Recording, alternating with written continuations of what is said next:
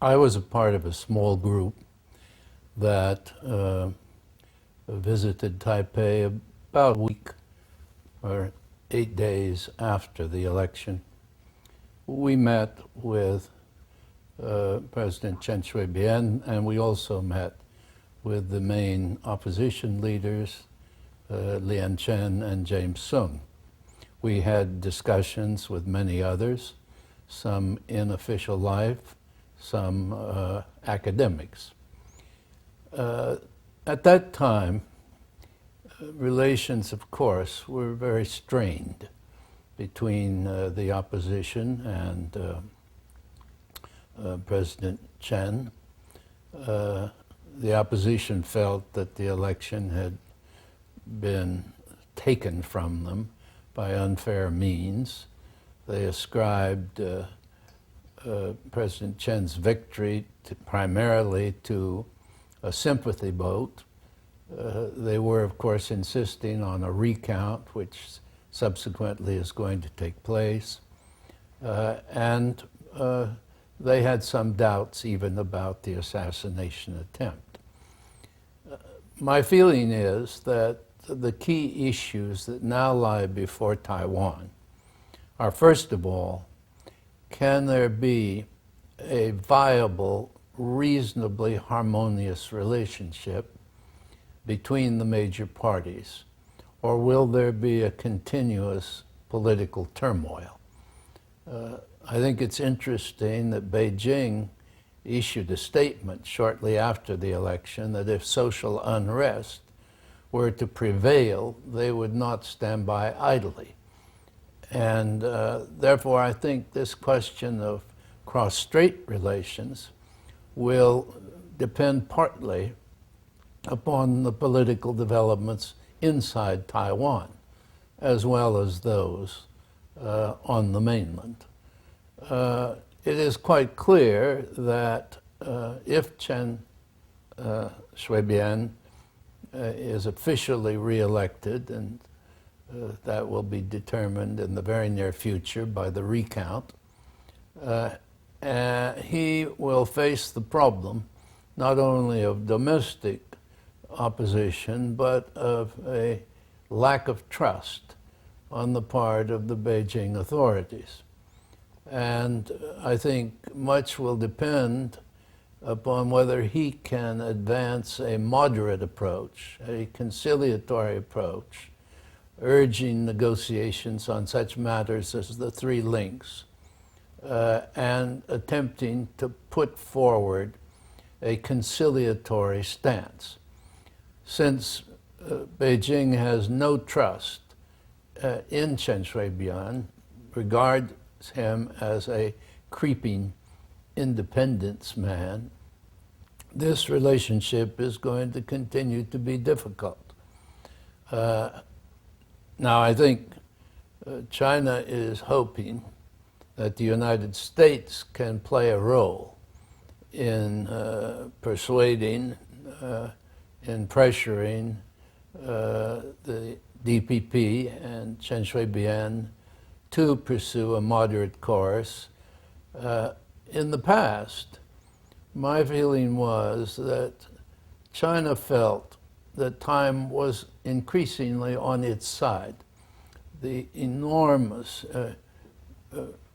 pressure of economic interaction, both in terms of trade and investment, production, the fact that over 1 million Taiwanese have been living on the mainland. These economic factors, in my view, caused China to feel that it could delay any action of a serious nature.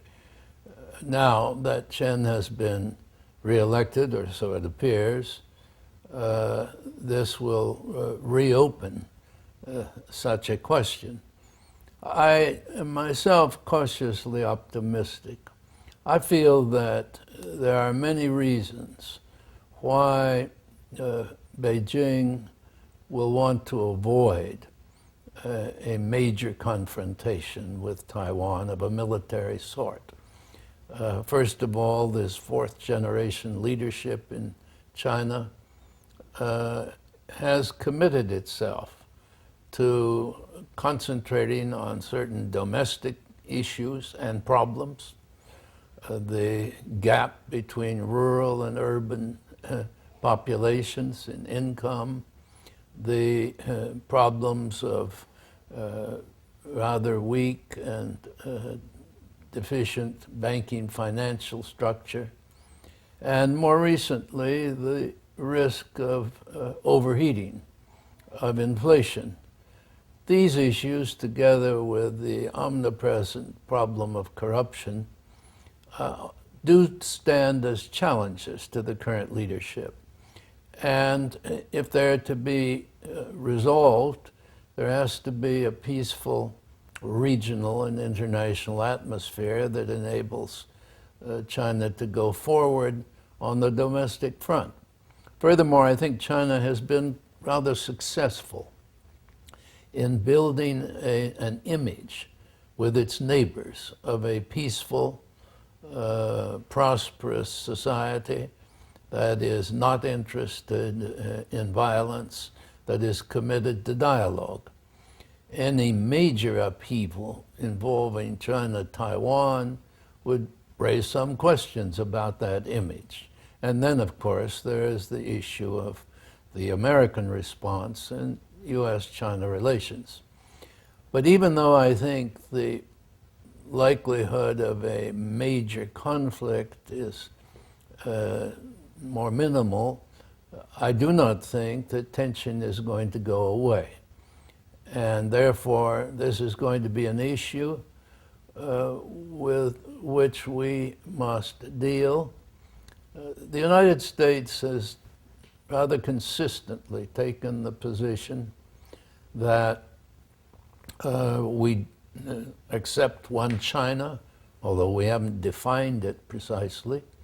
We are opposed to any declaration of independence, but we are also opposed to any use of force.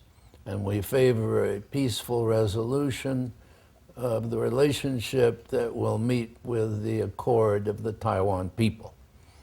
Now, up to this point, the Taiwan population has clearly indicated a preference for the status quo.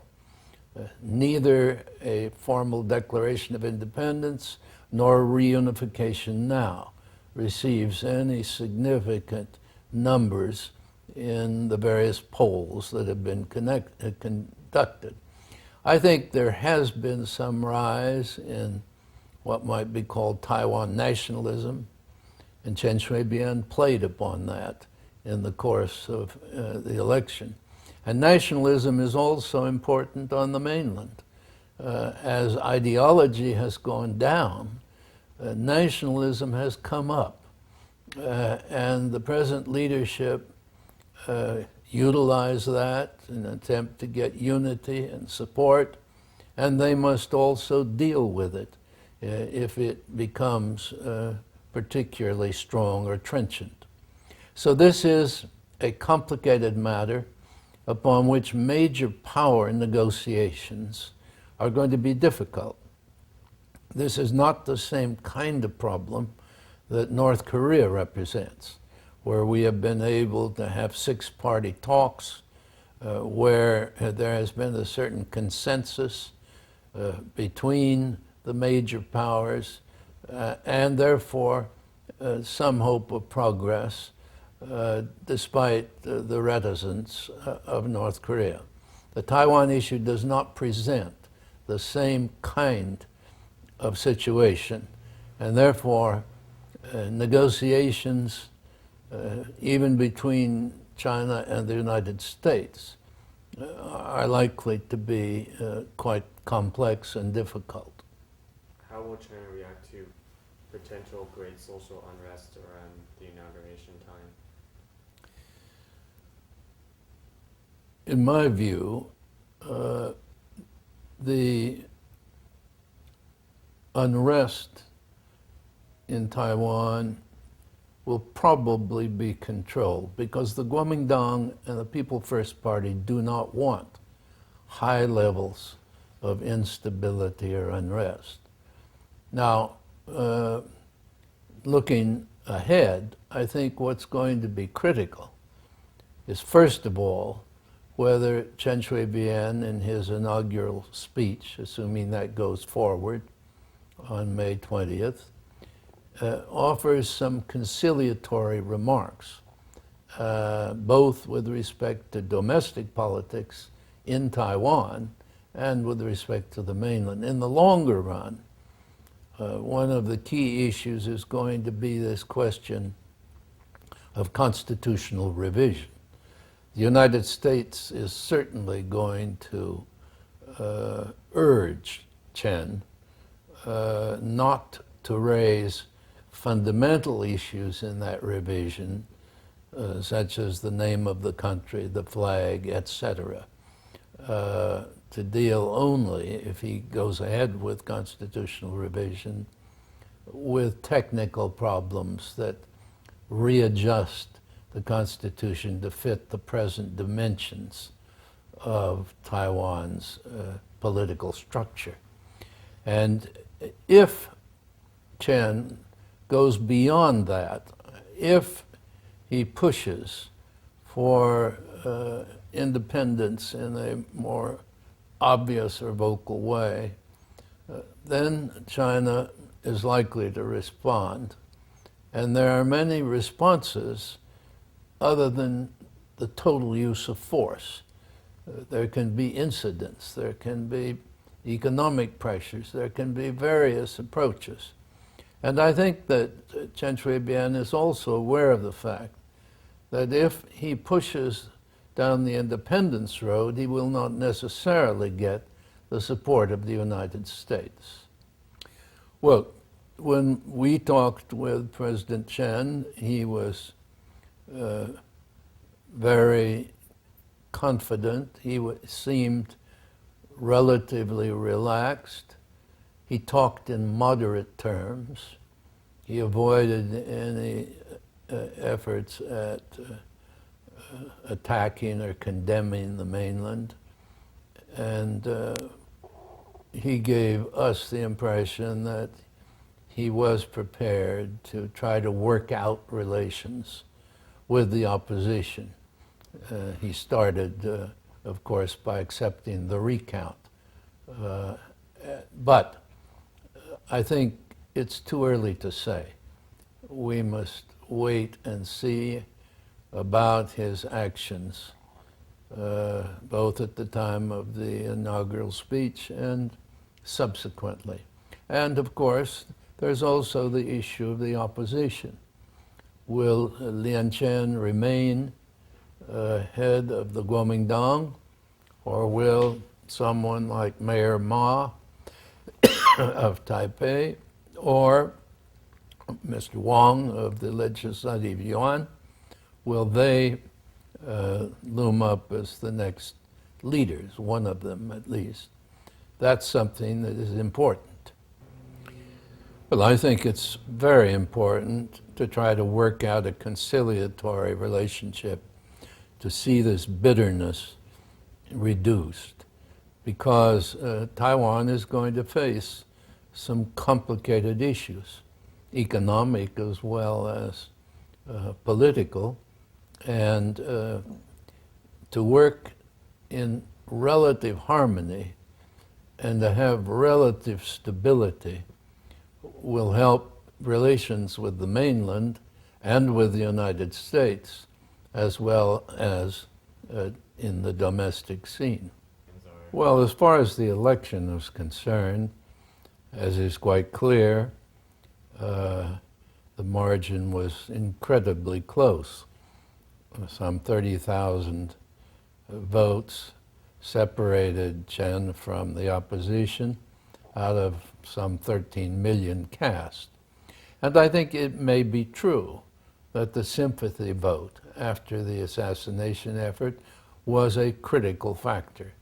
No one can prove that, but I think the the evidence is that people were shocked by this effort, and I think President Chen probably got some votes that he would not have gotten otherwise.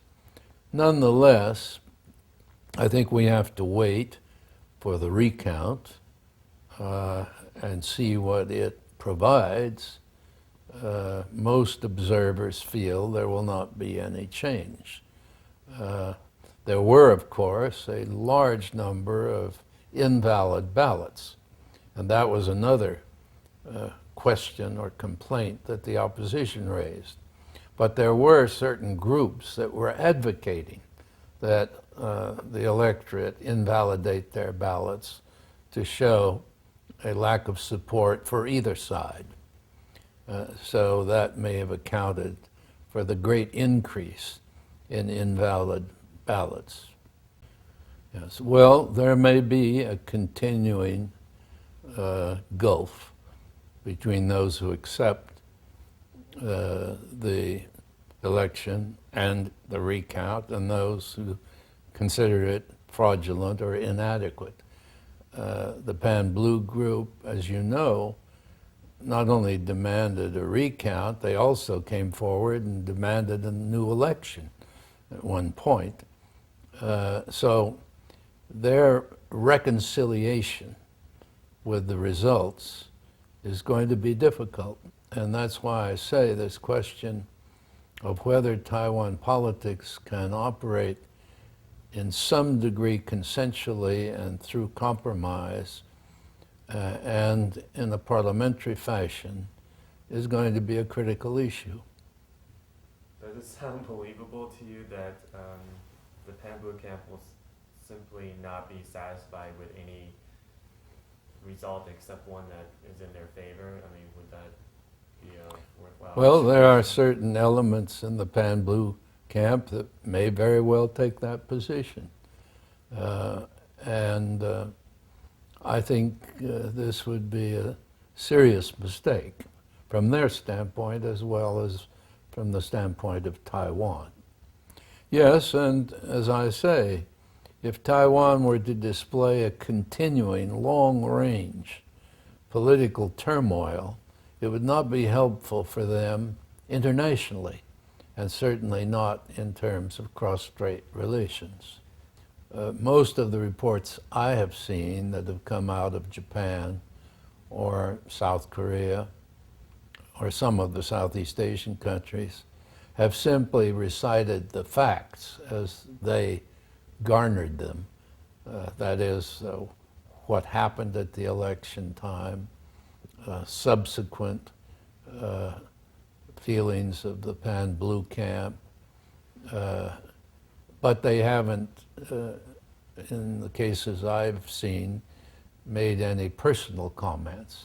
However, if political turmoil were to be continuous and deep, I think it would raise questions in the rest of Asia about the viability of Taiwan as a political entity. And also, it would affect its economy. I don't think that Taiwan played a role as a model. I think the mainland is evolving toward pluralism, toward a more open society, primarily as a result of its own development and the demands of a market-oriented economy, together with the spread of international influences as China has reached out economically and otherwise to the world around it. The role of the media, of internet, of communications of all sorts are having an impact on a greater openness in the Chinese polity. China is still far from a democracy as we would define it in the United States, but it has undergone extensive political changes in the past several decades. And I ascribe that to the factors I've outlined much more than the example of Taiwan. You would say that that's not really the case? I don't think so. No, I don't think so. Such a development might influence Hong Kong's population. And that's another factor. The recent problems that have been exhibited in terms of PRC policies toward Hong Kong have had some impact on Taiwan, other than vice versa. Well, the reluctance to move ahead rapidly with fully open and democratic politics, elections, and full media freedom, and the question of selecting a chief executive. All of these factors, which have been in debate, in dispute, and have led to certain demonstrations, have, I think, had some influence on the electorate in Taiwan as they observe this. Well, as is clear, China subscribes to the one country, two systems formula as the basis for reunification of the mainland and Taiwan. And it has also applied that formula in the connection with Hong Kong. So any developments that suggest restraints or controls over the Hong Kong system are naturally of consequence and concern in Taiwan. Well, I think we've covered things.